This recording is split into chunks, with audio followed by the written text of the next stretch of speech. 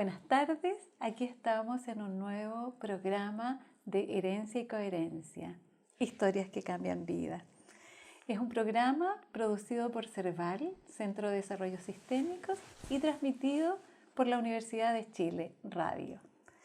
Bueno, quería contarles que nuestro invitado de hoy es Cristian Arregui Berger.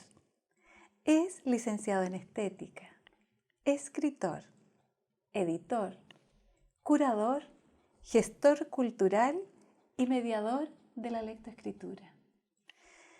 Vive en Puerto Aysén, donde en los últimos años ha desarrollado distintos proyectos culturales de carácter local. Cristian, bienvenido Hola. a nuestro programa. Gracias por aceptar nuestra invitación Muchas gracias a ustedes por la invitación. y por viajar desde Puerto Aysén. Sí, Muchas gracias. cuesta dejar Puerto Aysén a veces. ¿Cuesta dejar Puerto Aysén? Cuesta dejar la provincia, sí. Ah, bien. Cuando uno se ha enamorado de ella, cuesta. Cuesta. ¿Y cuánto tiempo llevas allá, Cristian? Mira, desde el 2010. Okay. Ese fue el año que nos fuimos para allá con mi familia y yo creo que nos hemos ido haciendo ayseninos cada vez más, sí. Ah, bien. Es como en el enamoramiento de la región, ¿no? Sí, yo te diría que el enamoramiento con la tierra, con el paisaje y con la gente. Esas dos cosas son principales, sí. Sí. Cristian Arregui Berger, ¿de dónde vienes? Qué tremenda pregunta. ¿De dónde vengo? Esas son las grandes preguntas, pero bueno, familiarmente, mi padre Ricardo Arregui, mi madre Inés Berger, y hay una mezcla bien especial, ¿no es cierto? Sí. Vascos, alemanes y chilenos también. Okay.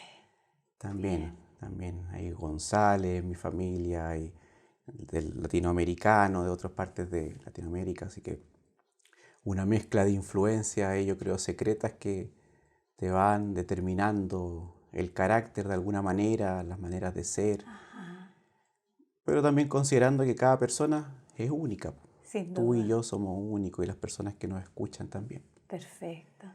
Cristian, ¿y dónde naciste? Yo nací acá, en la región metropolitana, en Ñuñoa. Ya. Me siento muy ñuñoíno también. Okay. Diría que soy ñuñoíno y cenino. Perfecto. Siento el eco de Ñuñoa también, donde viví, bueno, gran parte de mi vida. Mi infancia. Después tuve un tiempo viviendo en la Florida y después volví a Ñuñoa con mi familia antes de irnos para Aysén. Perfecto. ¿Y qué número de hijo eres? Yo, Sí. uno, único. Hijo único, sí. Por parte de madre, por parte de padre tengo dos hermanos más. Genial, genial. Y, Cristian, ¿cómo es esto de editor, curador y gestor cultural, entre otras tantas cosas? Yo creo que eso, fíjate, es como reflejo de una búsqueda. A propósito de esto que hablábamos de que cada uno de nosotros es único, pero también es imposible de definir cada uno de nosotros, ¿no? Y eso tiene que ver con que la vida es una búsqueda. Okay. Así lo veo yo al menos, como una búsqueda del ser, del sí mismo, ¿no?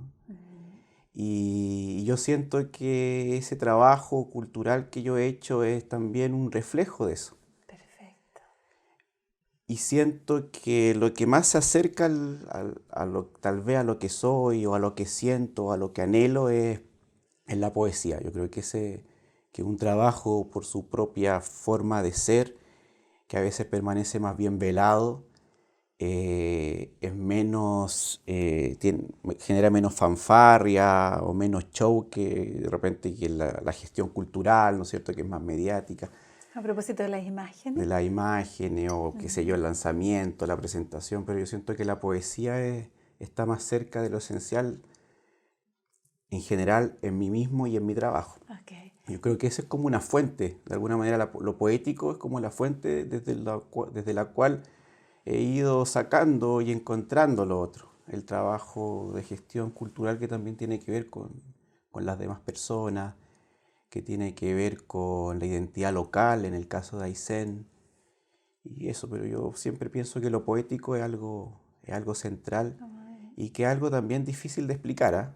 ¿Qué es lo Sí, poético? ¿No es cierto? Es casi como la sí. pregunta de dónde venimos, ¿De dónde venimos? o qué es el arte, qué sé yo, Sí. pero a nivel de sentir y de intuir, yo siento que eso es central, lo poético. ¿Y cómo se va configurando la conexión con lo poético en tu desarrollo? ¿Cómo fue de niño? ¿Cómo accedes a la poesía? Em, Quizás tengo más claro como, claro, en el sentido de que tal vez no es exactamente lo que podríamos llamar lo poético de lo literario, ¿no? ¿Ya? Está vinculado, sí, por supuesto. La relación con lo literario yo creo que partió desde muy chico. Recuerdo alguna vez que escribí un cuento estando en el colegio, ¿En básica, en en media? En básica, sí, básica. sí.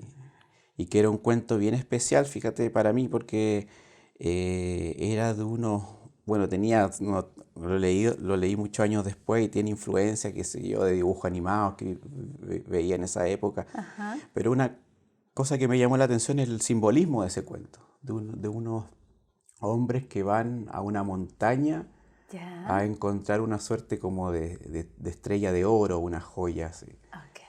Claro, y como niño lo escribí simplemente, ¿no es cierto? Con el tiempo uno empieza uno puede interpretar lo que tal vez habían símbolos que a uno lo marcan durante toda su trayectoria. Y también en la infancia lecturas de niño, pero yo te diría que el encuentro con la poesía estuvo fundamentalmente en educación media, ¿Ya? cuando descubrí la poesía de Vicente Huidobro.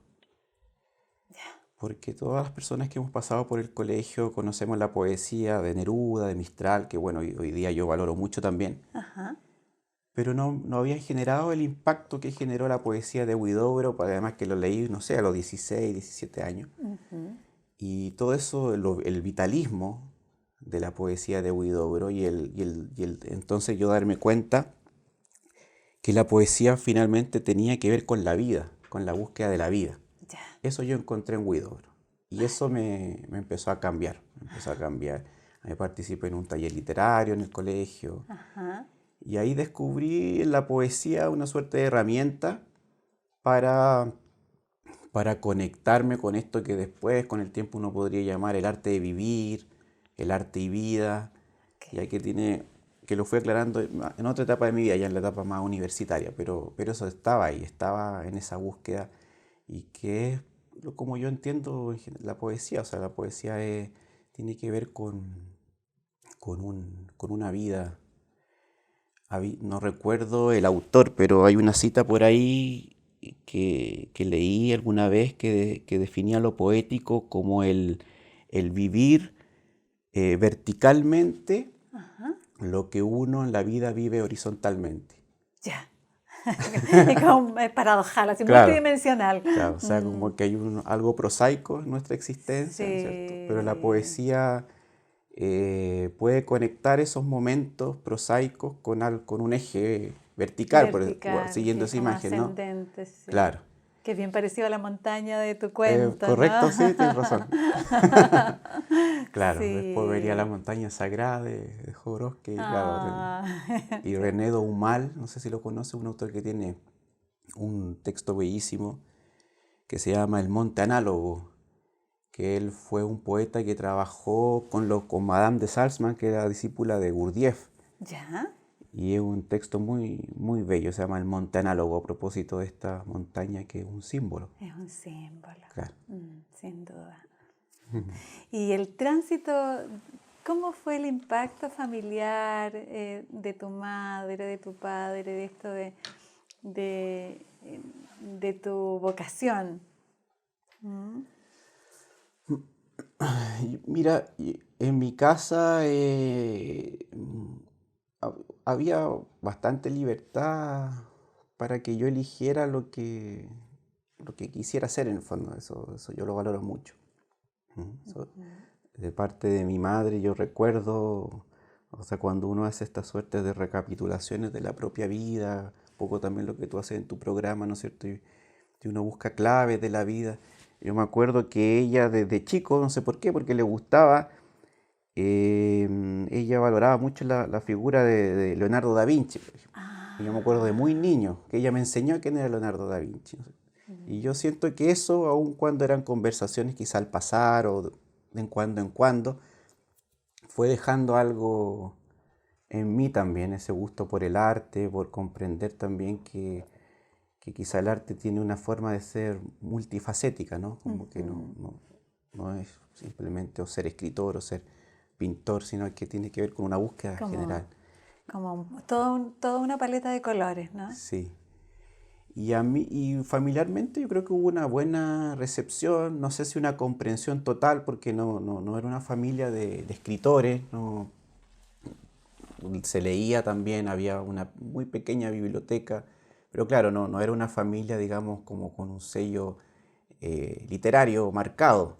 Entonces no sé si había una comprensión plena, yo creo que esa comprensión se fue dando con el tiempo. Con el tiempo. Claro, pero sí hubo un apoyo en el sentido de que existía esa libertad de que en el fondo cada uno tenía que buscar trabajar, siempre se me decía eso, en algo que me gustara realmente. Esa era como la premisa. Esa era la premisa, sí. Perfecto. Sí, así que en eso hubo harto apoyo. Más en el colegio, bueno, hubo un profesor, Jorge Yáñez, que todavía está ahí en el Instituto Presidente Errázuriz donde estudié, Ya. que él era el profesor de lenguaje, del taller literario y que, bueno, me apoyó mucho siempre en las cosas que yo escribía. Así que le mando un saludo también a Importante. conocido como el Lobo. El lobo. Todos lo conocemos así, todos sus alumnos. El lobo. Y él, bueno, nos apoyó mucho, no solamente a mí, sino también a otros compañeros. Pero a mí me iba bien en el colegio, me iba bien en matemática. Entonces, claro, cuando de repente yo decidí que ser humanista y ir al taller literario, eso, claro, algunos profes generó como, chuta, Como una ¿por qué se va por ese disonancia. lado si supuestamente, no sé, debería irse por este otro lado, por el lado matemático? Tiene talento para, así como. Claro, pero yo encontré en la literatura algo que no me daba nada más del colegio al menos.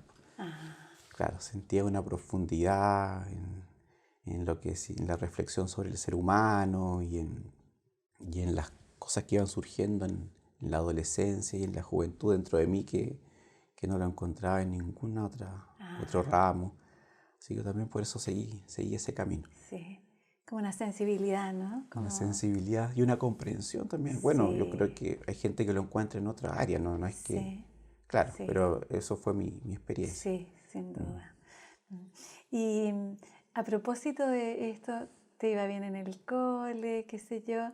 ¿Cómo fue la vivencia o la experiencia del colegio? En términos de Sí, grupos de pares, en términos de... bien y no tan bien también. Bien y no tan Sí. bien. Sí, yo siento, ahí yo creo que hubo mucho aprendizaje en el colegio, o sea, las cosas buenas y las cosas no tan buenas, de todas maneras las agradezco porque han significado aprendizaje.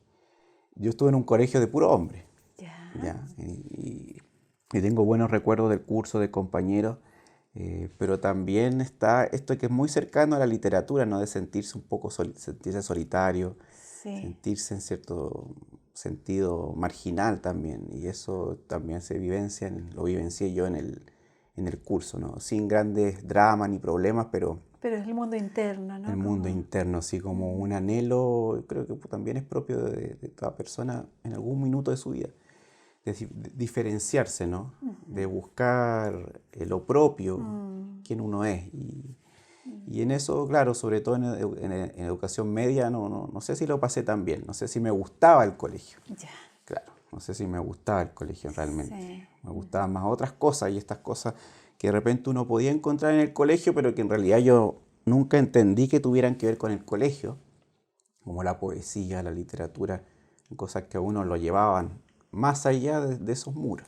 Más allá de esos límites, Sí. ¿cierto? Sí. Y hoy en día, yo me acuerdo harto de eso, hoy en día que yo trabajo en un colegio en Puerto Aysén. Ya. trabajo en un colegio, entonces siempre veo ese desafío de entregar a los niños algo que los lleve más allá del colegio mismo, ¿no es cierto? Bien. Ocupar, cada vez es la paradoja, y el desafío de ocupar las herramientas que deben ocuparse por el sistema, etcétera, en el colegio, pero Para que vuelen. claro, ese es un poco el desafío. Sí. Y el salto a la cultura, esto de gestar en la cultura. ¿Cómo se fue dando eso, Cristian? A ver, hijo mío. Mira, bueno, yo después entré, yo no sabía qué estudiar en la universidad. Me imagino. No tenía idea de qué Tiene estudiar. como esta amplitud. Sí. Así que entré a bachillerato, en esa época no sé si todavía existe, Ciencias Sociales y Humanidades, en la Universidad Católica, Ajá. con esta idea de que ahí podía tener una visión más amplia de distintas carreras relacionadas a las humanidades y decidirme. Me gustaba la psicología, algo de la sociología. Literatura tenía la idea, quizá errada en esa época, no sé, pero de que no, o sea, como yo encontré la poesía en la vida misma y yo sentía que podía seguir trabajando en ella sin necesidad de estudiar literatura, ¿no es cierto? Porque además me interesaba la parte creativa más que otra cosa en esos años. Y en bachillerato, bueno, tomé ramos de distintas cosas. Y hasta que descubrí a algunos profesores del Instituto de Estética. Entonces mi decisión para estudiar estética fue bien particular porque yo decidí porque, no sé, quizá era una época que yo buscaba como maestro, ¿no? Maestro de vida. Maestros de vida. Claro, entonces yo encontré ahí profesores que se acercaban a eso y que lo eran, yo creo, algunos de ellos. Ajá. Y dije, no, aquí voy a aprender algo que va, como decía el colegio, más allá de los límites de la universidad, ¿no? Okay. Y por eso elegí estudiar estética, entonces no era un criterio muy práctico ni productivo, ¿no? Decidí yo, por esto quiero estudiar acá. Entonces, básicamente por las personas. por las personas y la enseñanza que ahí percibí, ¿no? Que era una enseñanza que me alimentaba, digamos, en mayor profundidad que es como en entrar una simple carrera. en el taller de Da Vinci. Así como, Algo, sí, tienes ¿cierto? razón, sí. Como entrar en el taller. Claro, y a lo mejor seguía en camino a esa montaña que La montaña, todavía genial. está ahí el camino. Ahí está. Y ahí, sobre todo, Fidel Sepúlveda, Fidel. profesor Fidel Sepúlveda, sí. Y después, con los años, pude ser ayudante de él también, tuve el privilegio de conocerlo más. Y Gastón Sublet. Ajá. Y otros profesores también muy valiosos también que estaban ahí. María Teresa Viviani. Ya. Otros más, otro profesor, Sánchez, no recuerdo, Rafael Sánchez. Rafael. También, sí. Y elegí estética por eso. Y de ahí yo creo que me empecé a meter en el tema cultural, ¿no? Muy de la mano de lo que enseñaba Fidel Sepúlveda, que él trabajaba principalmente la idea del arte y vida, del arte de vivir. El arte de vivir. Claro, y Qué cómo, precioso. muy bello, sí. Cómo la cultura de los pueblos, la cultura popular, pero no solamente la cultura popular, entre comillas, alta cultura, por decirlo de alguna manera también, ¿no? O cultura más refinada, de calidad también, trabaja, aparece, emerge en el trajín, en la búsqueda, en el proceso en que el ser humano está buscando el sentido. Cuando en esta búsqueda, en este trabajo, en este ir y venir de la búsqueda del sentido, aparece la cultura, ¿no? Entonces es muy bello cómo él trabaja la cultura popular, por ejemplo, porque en las fiestas populares tradicionales, Quasimodo, etcétera, ¿no? Todas las fiestas del campo, y la poesía, el canto a lo humano, el canto a lo divino, ¿sí? Ay, sí. Tiene que ver con esto, con este enfrentarse a la vida cotidiana, pero también al misterio de la vida. Al misterio. Claro, que ahí tiene que ver el canto a lo divino también, ¿no es cierto? Esta forma de relacionarse con el misterio. Yo creo que eso me marcó mucho porque tenía que ver con lo que de manera tal vez menos consciente, yo ya estaba trabajando, buscando, y el trabajo con Fidel me ayudó como a concientizarlo y a desarrollarlo por nuevas vías. Y bueno, eso no es un camino fácil en términos productivos, ¿no es cierto? Yo también pasé un tiempo trabajando en varias cosas, en lo que surgía, en trabajos que aparecían. De a poco me fui encauzando, tuve una librería de libros antiguos acá en Santiago, en Manuel Montt, por ahí donde hay unas galerías de muy buenas librerías todavía existen. Lo digo para que vayan a personas, porque hay varios libreros que están ahí trabajando día a día. Manuel Montt con Providencia, por ahí cerca de las Torres Tajamar hay unas Sí, galerías de libros. sí. Tuve eso, trabajé como editor en algunas revistas, después trabajé como ayudante. Estuve algunos años en un magíster de teoría e historia del arte. Ajá. Y de repente surgió la posibilidad de irse a Aysén, así como saltándose varios años así en la narración, ¿no? Con la narración y como de Que pronto, pasaron varias cosas, claro, ok. pero surgió la posibilidad de ir a trabajar a un colegio con mi esposa, que ella es profesora de castellano, de lenguaje y comunicación, Ajá. que la conocí también a propósito ahí en el campo oriente de la Universidad Católica, en clases de Fidel y de otros profes. Ah, Ahí nos conocimos. bien. Y ahí surgió la posibilidad. Y a mí siempre me gustó el sur. Yo a la edad de 18, 19 años, viajé al sur de Chile. Ya. Estuve en la carretera austral. Al año siguiente llegué a Puerto Williams. Y yo siempre había pensado que habían dos lugares en los que me gustaría vivir, cerca de Aysén o más al sur en Williams, ¿no? Ah, Entonces, cuando apareció esta oportunidad, es como conversé era. con ella, con Joana, y sí, pues se convenció rápidamente, sí, también Mm, estamos sintonizados. sintonizado, como en la misma Claro, frecuencia. así que ahí nos Bien. fuimos. Yo tengo tenemos 4 hijos, Cuatro hijos. así que ya habían 3 en Ya. esa época. El cuarto nació allá. Nació allá. Y bien, ha sido una experiencia muy interesante para mí, sí, para nosotros. Importante, Importante, sí. sí. Y, y siguiendo con eso, es como, eh, ¿qué han significado los nacimientos para ti, Cristian? Uy, a ver, harto, pues. A ver, déjame pensar qué puedo decir sobre eso. ¿Qué han significado? Mira, yo también le he dado vuelta al tema porque oh, Tiembla. mira, interesante. Mm. Pasan Ujú. cosas también cuando los niños nacen, ¿ah? Me acuerdo cada uno, pero cuando nació la tercera hija cayó, los minutos en que estaban naciendo granizó en Santiago. Eh, Ya. Y Ella era nacía en difícil. Aysén. No, ella nació acá, Ah, pues. nació acá. Claro, en una época Ah, el cuarto nació clínica, en sí. Aysén. Ujú. Y por pocos minutos granizó. Son señales que uno no sabe qué, qué ¿Qué significan, pero significan? Pero son justo parte estoy de la hablando sincronía, de los ¿no? nacimientos y Y tiembla. tiembla. Mira, yo creo que es como que se abre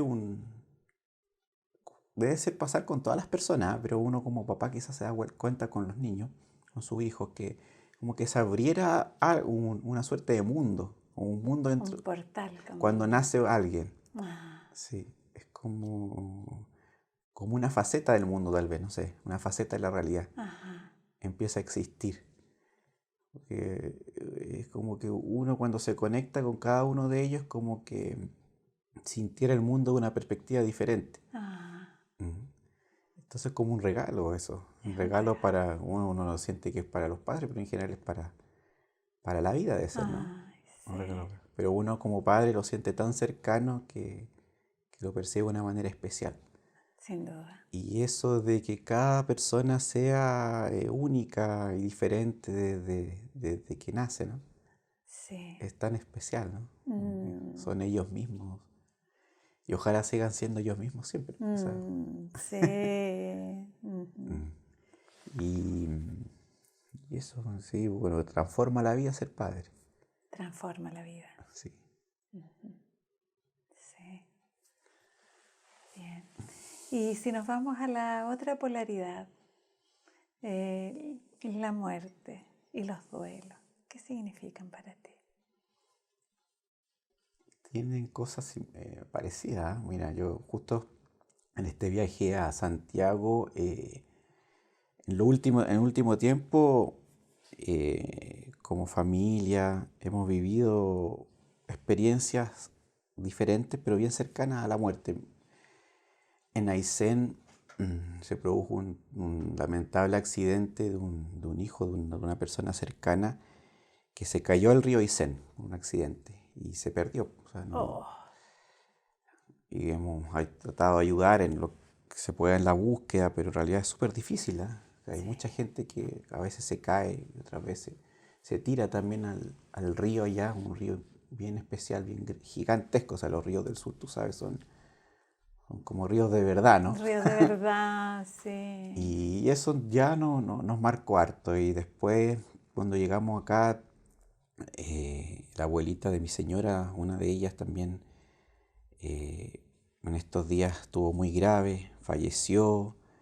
Otra persona cercana que fue como una segunda madre o abuela para mí, sí, es muy anciana, está muy anciana actualmente, tiene más de 90 años. Mm, Y así que con estos días hemos estado procesando también este tema de la cercanía de la muerte o de la muerte como persona y como familia. mm, Y, y lo hemos conversado en otras oportunidades con ella, con un sacerdote también, Daisen, que amigo mío, lo he conversado.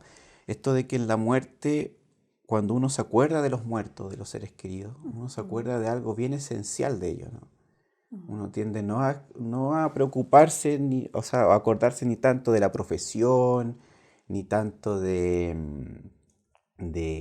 no sé, de las mañas que tenían, o, sino como de algo esencial, único de ellos. mm, Y eso pareciera, alguien puede decir que en el recuerdo vive, o en el caso mío no, yo siento que está en algún lado, ¿no? No sé dónde, pero es como que perviviera de alguna manera eso. perviviera. Claro, un núcleo Un de núcleo. esa.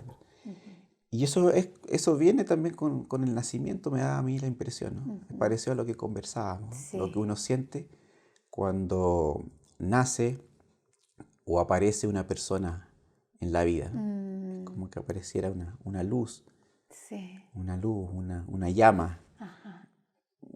Tal vez la poesía puede acercarse más a explicar qué es eso, ¿no? Qué es eso que nace y que pareciera seguir existiendo, al menos para las personas que nos acordamos de los que ya se han ido. Sin duda. Mm. Y Eh, tal vez cuando uno tiene el privilegio, la suerte de poder acercarse a la muerte, digamos, vivir, qué sé yo, hasta la ancianidad y poder seguir viviendo, eh, debe ser una experiencia bien especial, ¿ah? El poder ir con una ascesis, ¿no? Acercándose cada vez más a eso esencial, ujú, ujú. Como ese núcleo, a ese ¿no? núcleo. Claro que quizás los bebés también lo tienen, ¿no? En forma tan pura. En forma tan pura cuando vienen de allá de la matriz. Sí, quizás claro, de dónde vienen. Quizá de dónde vienen. Varias maneras de decirlo, pero... Ujú. mm. Así que la muerte, y tan especial la muerte además para los familiares porque nos obliga a, a paradojar a algo más, a una vida más verdadera, ¿no? Muchas veces estamos metidos en el afán, en el quehacer cotidiano y de repente un ser querido que muere, una muerte que nos impacta, es como que nos encara de nuevo a algo más esencial de la vida misma. Ujú. Entonces también en ese sentido la muerte se puede entender como una suerte de don para los seres queridos, aun cuando eso no quita que produzca pena y produzca dolor en las personas, porque se va alguien que uno quiere. Exactamente. ¿Podemos leer tu poesía? Sí, claro. Mira, te traía algunas cosas. Mira, aquí hay un poema que, a propósito de lo que conversamos, voy a buscar algunos que tengan que ver con lo que hemos estado conversando. Sí. Esto de esta sensación que te decía yo de la adolescencia, de la juventud, de sentirse, de buscar la soledad también. Solitario y a ratos Cierta marginal. marginalidad, claro. Y que tiene mucho que ver con la poesía para mí. Este poema lo escribí hace muchos años. ¿Cómo se llama?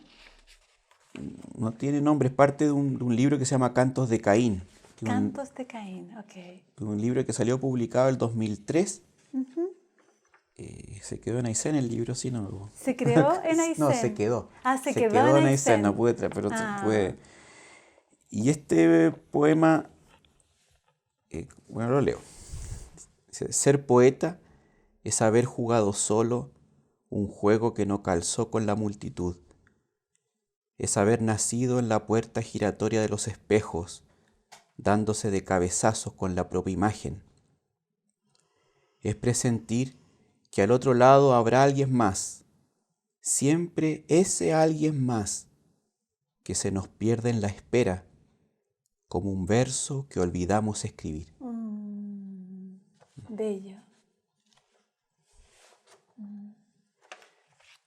Y otra cara quizá de la misma época, como contrapunto, ¿no? Un poema muy cortito que escribí también, una de las primeras cosas que escribí tal vez en poesía. Hay que matarse 1000 veces. Un suicidio es la salida para el Cristo palpitante. Es como otra faceta de la misma época, ¿no es cierto? Ya, ¿no? Como morir para nacer. Claro, claro.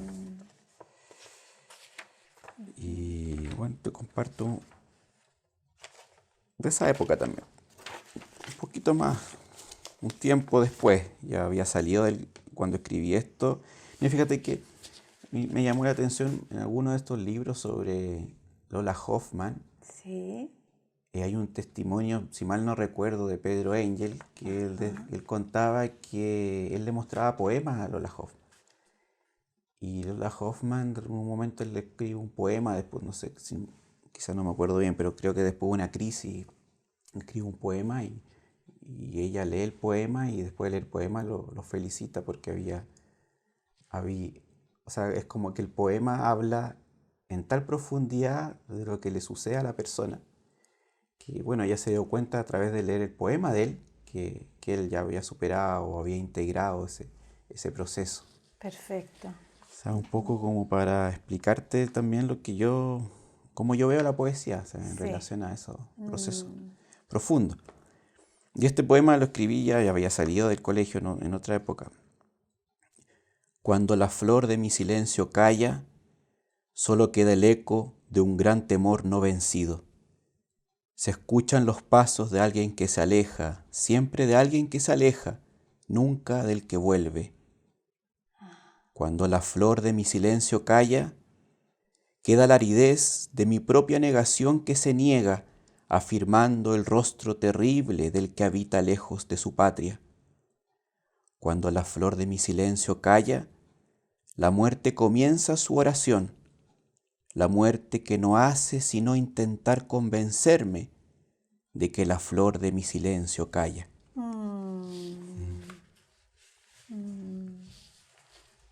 Y ahí me dan inmediatamente deseos de preguntarte, Cristian, ¿qué significa el silencio para ti?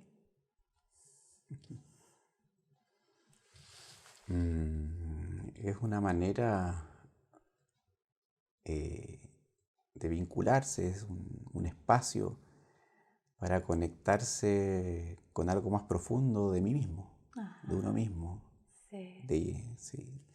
de sí mismo, ¿no? O sea, la profundidad, la voz, por decirlo de alguna manera, de lo profundo de uno mismo habla en el silencio. Sí.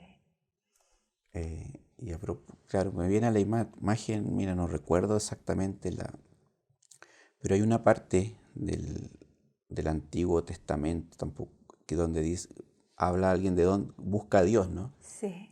Quizás tú lo ubicas. Dice que busca a Dios, pero no lo encuentra ni en la tormenta, no sé, ni en los paisajes totalmente espectaculares, ni menos en las ciudades. Finalmente encuentra a Dios en un lugar silencioso donde pasa una brisa, si mal no recuerdo, ¿no? Quieta, y ahí escucha a Dios. Yo siento que eso tiene que ver con el silencio. Okay. Claro. Y este poema tal vez refleja la búsqueda de un silencio interior. Ajá. Sí. Y la vivencia del vacío. ¿Mm? Estoy pensando en el Sí, silencio. Y fíjate que después de los cantos de Caín, varios años después, publicó un libro que se llama La nada misma. la nada misma. Y que tiene que ver con el vacío. Okay. Sí, tiene que ver con el vacío. Este vacío, pucha, que es difícil hablar de eso. ¿Cierto? Como el vacío existencial, el vacío, el espacio Hay tantas cosas vacío. que se pueden, claro, la nada, La nada porque tiene misma. O la misma nada. mucha manera de uno acercarse a la nada. Está esto como negativo, que es como la angustia, ¿no? Existencial, la nada como de Sartre, ¿no? Y nada y angustia que están cercanas, ¿no? El sinsentido, encontrar Ajá. que nada tiene sentido. Pero también en mayor profundidad la nada tiene que ver con otras cosas. Está el vacío, bueno, esto del budismo, ¿no? Que el vacío es otra cosa, es algo lleno finalmente, ¿no? Lleno de la vida. O sea, para llenarse de la vida verdadera uno tiene que vaciarse de uno mismo también. Ajá. Y están los místicos cristianos también, ¿no es Ajá. cierto? Claro, ¿Y para vivo ti? sin vivir en mí, ¿no? De Santa Ajá. Teresa de... Sí. ¿Y para ti la nada, Cristian? Uy, es difícil hablar de eso. Tal vez con poesía podría tratar de... A ver, Sí, porque y además si todo es emerge como el un... Tao, ¿no? Cuando se Claro. trata de... El Tao del que se puede hablar no es el Tao verdadero, dice. A Exactamente, propósito de Gastón sí. Sublet, que es un profesor que nos enseñó harto el Ajá. Tao Te Ching, ¿no? Claro, ahí dice, del Tao del que tú estás hablando, si estás hablando del Tao, bueno, ese Tao no es el Tao verdadero, porque ese vacío, esa nada final, ¿cómo hablar de eso? Hay que quedarse en silencio para acercarse a eso. Pero tal vez la Pero poesía puede acercarse un poquito, ¿no? eso estaba pensando que quizás que es como desde la metáfora la aproximación, ¿no? Mira, no te traje muchos poemas como en el sentido más pleno de la nada, pero tengo uno que habla más bien de esta perspectiva de, de esto de encontrarse con el sinsentido, como que tal vez como una de las primeras etapas para profundizar en este vacío, ¿no? Pero tal vez Ya. hay una suerte de shock cuando en momentos determinados de la vida se encuentra que todo aquello que valora el mundo, ¿cierto? Y que muchas veces están enseñados en el colegio y a veces incluso en la familia, eh, puede uno encontrarse que todo eso descansa en un sinsentido, ¿no? Ujú. Hay un vacío debajo de eso. Y eso, por supuesto, que en ciertos minutos es bien chocante. Tal vez este poema, no sé, escuchémoslo, a ver si tiene que ver con eso o no. Vale. Dice, fundamos nuestro reino en un espacio vacío. Construimos nuestra choza en ningún lugar. Conquistamos, con nadie luchamos. Nada tuvimos que ganar y sin embargo ganamos. Este triunfo fue una derrota y este perder nuestra victoria. Todo el universo perdido de antemano. Tremendo. Mm, sí. Y mira, yo siento que hay un cambio. Yo como que esto que te he leído en la poesía como muy, de forma muy sintética y resumen, digamos, tiene que ver con la parte de vida que yo viví acá en Santiago, diría. Cuando nos fuimos a Aysén, se me abrió Otra dimensión. dimensión, Es como sí. que se abre la flor de tu silencio. Pues algo así, sí. Sí, Sí, sí. se abre. Yo creo que eso, la tierra tiene mucho que ver lo que pasa ahí. La tierra y bueno, y la gente también que habita esa tierra.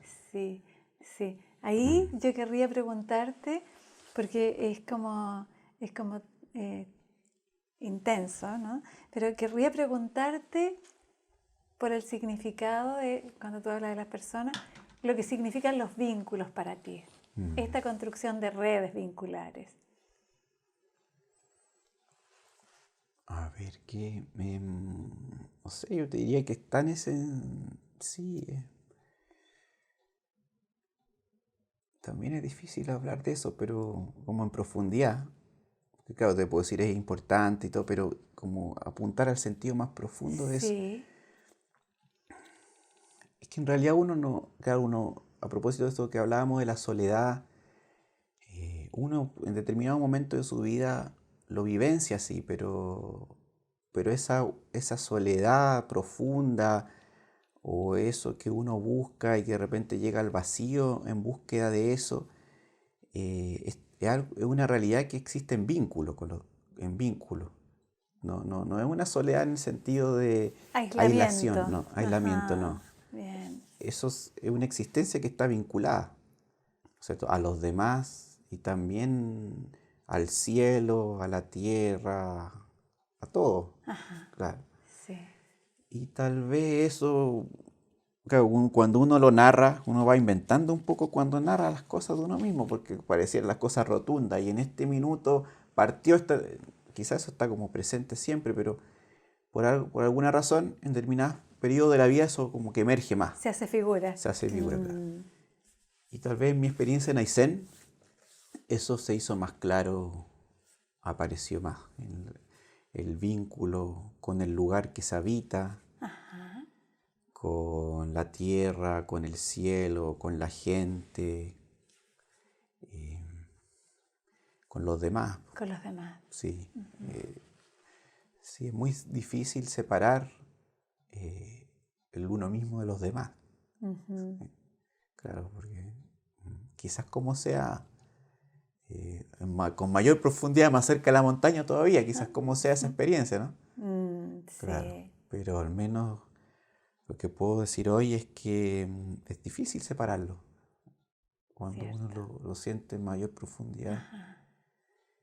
Y eso también aparece en la poesía, ¿no? Porque cuánto uno, o en el arte en general, yo siento que aparece porque cuando uno crea,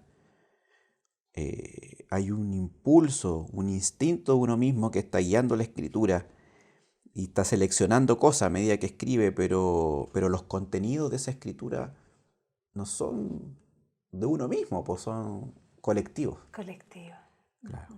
Cosas que uno escuchó de otro o aprendió de otro, y en el mismo lenguaje, en el mismo castellano, es una cosa que uno recibió de otro. Ajá.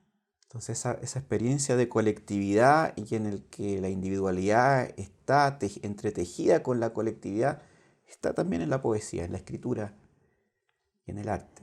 Que emerge a través de uno. Claro. Ajá. Mira, ¿te podría leer algo? Por supuesto, por favor. De este libro que se llama La Faena, que es un proyecto que tiene que ver con lo que estamos conversando, que hicimos un grupo allá, ¿Ya? Que se llama Grupo de Geopoética de la Patagonia. Geopoética de la Patagonia, sí. ¡Qué lindo!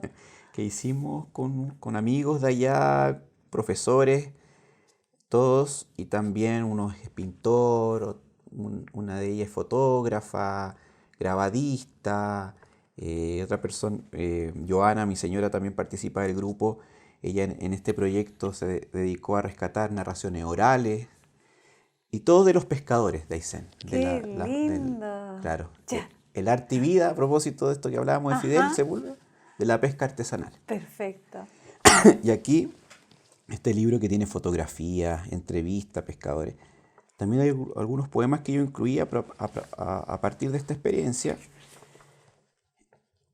Y mira, este poema creo que refleja bien esto de que te decía, de que uno escribe esta poesía, pero también con elementos que escucha de otro y eso se va entremezclando con uno mismo, entonces se genera una experiencia bien, bien particular.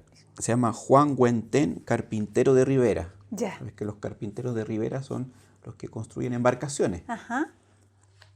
Y Juan Güentén es un carpintero de Ribera de las Islas Huichas, allá cerca o sea, en la región de Aysén, cerca de Puerto Aysén. O sea, relativamente cerca, son algunas horas de navegación. Ya. Juan Güentén, carpintero de Ribera. Juan Güentén, carpintero de Ribera, ha construido 1000 lanchas sin usar planos ni maquetas. Trajo a Islas Huichas un oficio aprendido de chilotes. La quilla es de tenío el armazón de ciprés. Sabe elegir el árbol preciso cortado en el monte o en la orilla. Antes lo hacía a pura hacha, hoy le aplica motosierra. Lo hace solo. En una lancha de 8 o 9 metros se demora más o menos medio año. Entrega la obra lista para el zarpe. Juan Güentén sueña con un varadero que le ayude a acarrear sus lanchas hasta el mar. Ya no le encargan tantas como antes.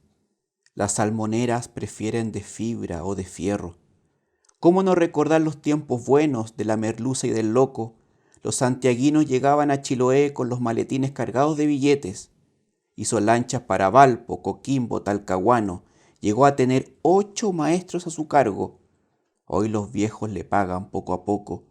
Sus hijos aprendieron el oficio desde niños, pero deben ganarse la vida de otro modo. Con las fiebres de las salmoneras hubo gente que dejó sus embarcaciones botadas.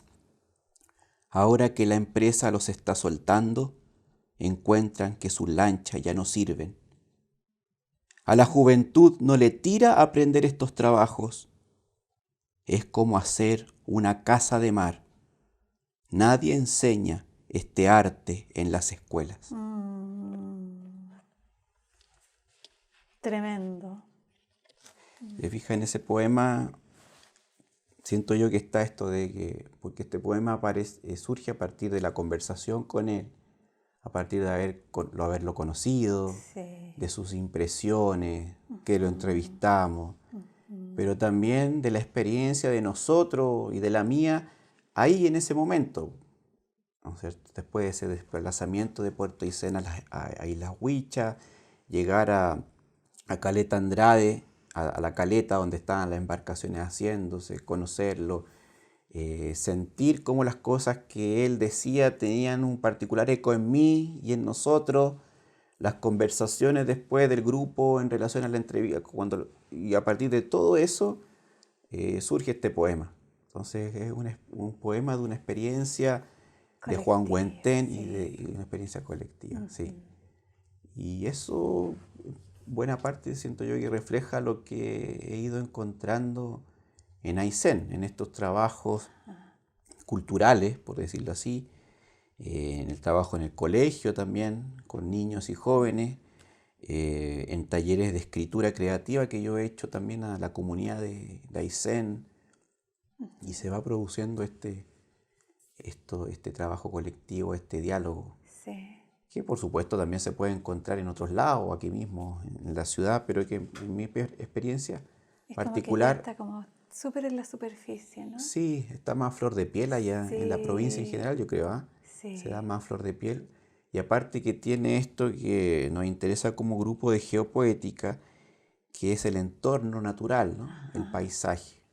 Como o sea, nuestro gran aprendizaje con los pescadores, yo siempre digo que no es que uno lo idealice, porque obviamente no son vidas perfectas, pero sí hay algo ahí que el hombre más de ciudad o de pueblos que quieren ser ciudades ha ido perdiendo, y que tiene que ver con esta relación con la naturaleza. Esa relación tan cercana con la naturaleza hace que a flor de piel aparezca esto de algo más esencial de la vida. Y eso se traduce en una ética, por ejemplo, que es casi natural de ellos, ¿no? La palabra empeñada, el modo de relacionarse con respeto con los demás. Sí. Claro, aun cuando, por supuesto, no son, como te digo, no son vidas perfectas y pase lo que puede pasar en muchos otros lados. Pero eso se vive más a flor de piel. Más a flor de piel. Sí, en esos lugares donde existen estos oficios tradicionales y donde la gente está más en cercanía con el paisaje, con la tierra. Más cerca de la montaña. Claro, sí, más cerca de la montaña. Sí, Sí, más cerca de la montaña. Cristian, y en ese sentido es como en los vínculos de confianza, ¿qué significan para ti? No quiero usar la palabra amor, quiero usar confianza, precisamente por la poética, ¿no? Que es como, sí. Tú porque dices es como como, los vínculos de afinidad, sí, y la confianza, la palabra empeñada. La palabra empeñada vale, o sea, tiene un sentido. Sí, pues bueno, muy importante tener gente en quien confiar es fundamental para uno. Sí, quizás no son muchos, ¿no? Y uno busca eso, o sea, cuando alguien encuentra, cuando yo encuentro a alguien en quien puedo confiar en todo ámbito, qué sé yo, el mecánico que ve el vehículo, Claro. o el médico, o el pediatra que ve a los niños, cuando uno siente eso y que puede confiar, o eso es como un regalo de la vida, ¿no? Es un regalo de la vida. Sí, sí, y en amigos también, ¿no? En gente que uno conoce. Uno siente que alguien es confiable, es un regalo de la vida, sí. Sí, y me quedo con esa frase que dice, es como, este arte nos enseña en las escuelas. Es como, claro. a propósito de tu lectura, es como ese arte nos enseña en las escuelas. ¿Dónde se enseña entonces? ¿Cómo se aprende? ¿Dónde uno se puede inscribir para...? ¿Cómo se aprende? Bueno, creo que eso es como los desafíos de nuestra época, ¿no? Sí. Porque si ya las escuelas no están funcionando en esa línea, las universidades tampoco, ¿dónde se aprende eso? Lo esencial. A propósito de la reciente partida de Claudio Naranjo, ¿no? Claudio Que fue Naranjo, sí. una de las personas que en el último tiempo, bueno, quizás hace mucho tiempo, no sé, pero que lo estuve siguiendo y él desde su perspectiva se enfocaba en eso también, que la educación convencional no nos está Ya no educando da. para eso, Ajá. lo esencial del ser Sí. humano.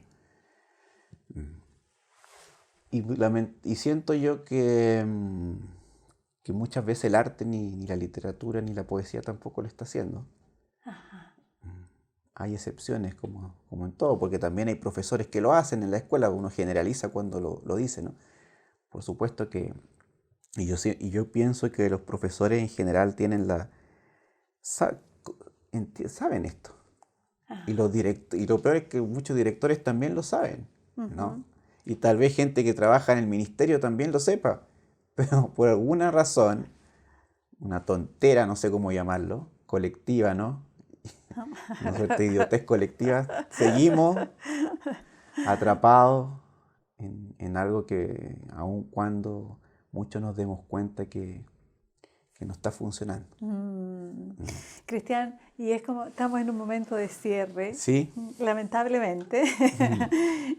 Yo quisiera preguntarte a propósito de eso, es como, ¿cuál es la relación que tú observas en términos de la emoción, la poética y la razón? El imperio de la razón. Mira, cuando me dices eso, me viene la imagen de un autor que a mí me gusta mucho, un romántico inglés que se llama William Blake, que William Blake se caracterizó por trabajar la imaginación, por casi desarrollar una suerte de religión de la imaginación, por decirlo así, término un poco burdo, ¿no? Y él entendía que la razón tiene un personaje que se llama Urizen, que es como Your Reason, un juego de palabras, Ok. Urizen, que era como una suerte como el demonio, una cosa en su mitología personal, ¿no? Y que es la idea de cómo la razón ha creado un imperio que limita las potencialidades del ser humano. Y yo tiendo a creerle harto a William Blake, ¿no? Okay. Claro, y una de las salidas, tal vez no la única, es la imaginación. La imaginación. Otra puede ser esto de lo que conversábamos del paisaje, del vínculo con la naturaleza. Ajá. Pero sí hay... sí. ¿Cuál será el gran enemigo de todo, por decirlo de alguna manera, de esto? Para William Blake era reason, ¿no? Ajá. Claudio Naranjo hablaba del patriarcado, ¿no? Ajá. Pero uno u otro, o más maneras de decirlo, tiene esta característica de que hay una suerte de tiranía sobre el ser humano, sobre la realidad misma. ¿Ah? Que los gnósticos hablaban del demiurgo, ¿no? Que era como una suerte de Dios inferior que mantenía al ser humano y a la tierra en una esclavitud. Yo creo que sí, hay algo por ahí que en nosotros se refleja en el ego y en otras cosas que nos mantiene atados, nos mantiene limitados y a lo mejor las maneras de salir, las maneras de volver a uno mismo no son tan lejanas. Quizás la montaña no está tan lejos. La montaña no está tan lejos. Pero por tontera sí. o por, no sé, bueno, miedos y muchas otras cosas uno no se aleja muchas veces de eso. Y hay cosas que parecen estar muy alejadas como la educación. Pero bueno, hay gente que está tratando. Yo creo que en todas las escuelas, en todos los colegios, hay profesores, tíos, directores que están aportando con su grano de arena. Entonces, pues, también a propósito del paro de los profesores, yo creo que es importante que sirva para volver a pensar el tema. Sí. A repensar. Sí. Ojalá un pensamiento de mayor profundidad. Claro, que no sea simplemente, porque muchas veces los medios también lo llevan como a una cosa de cosístico, ¿no? Como de, claro, como causalista. Claro, pero el tema que aflora es mayor profundidad. Bien. Cristian, muchas gracias por esta entrevista. Gracias a ti. Muy agradecidos. Gracias a ustedes. Seguro que nuestros auditores van a disfrutar mucho. Bueno, los invito también a buscar. Hay una revista que también tiene mucho que ver con esto, que se llama Provinciana. Provinciana. Sí. Mira, voy a pasar el aviso. Dale. Que es muy linda y que también está hecha colectivamente. Ya, yo la dirigí, pero es una revista hecha colectivamente con trabajos de grabadistas de Chile, bellamente diseñada. Sí. Y los invito a la gente que le interesa estos temas a buscarla. De la editorial de la Universidad de Valparaíso. De la Universidad de Valparaíso. Sí. Provinciana y La Faena. Y La Faena, que es el trabajo que hicimos sobre la pesca artesanal. Sobre la pesca artesanal. Entonces nosotros terminaremos esta faena y agradeciéndote, Cristian. Muchas gracias a ustedes.